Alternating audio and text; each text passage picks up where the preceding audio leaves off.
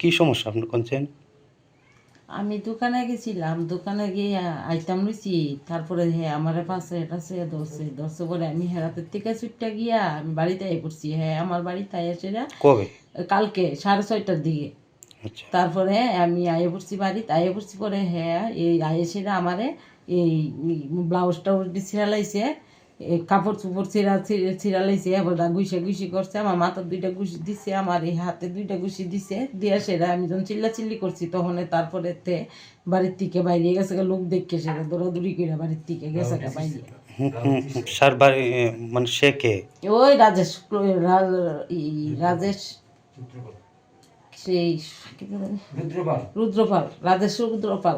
হ্যাঁ বাড়িতে আবার বাংলা মদের ব্যবসা করে।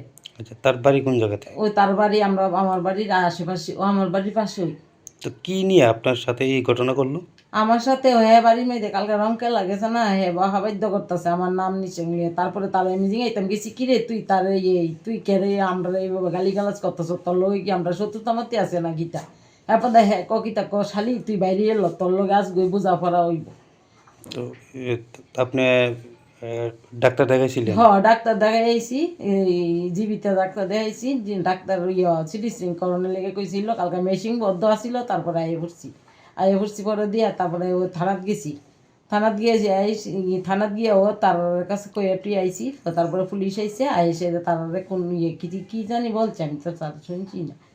আচ্ছা, এখন কি আপনি অসুস্থতায় আছেন? হ্যাঁ আমার মাথা ব্যথা করতেছে, আমার হাত ব্যথা করতেছে, আমার শরীরে অস্থির অস্থির করতেছে, কি করুন কি না আমি পড়ে দিচ্ছি অনেক বিছনা।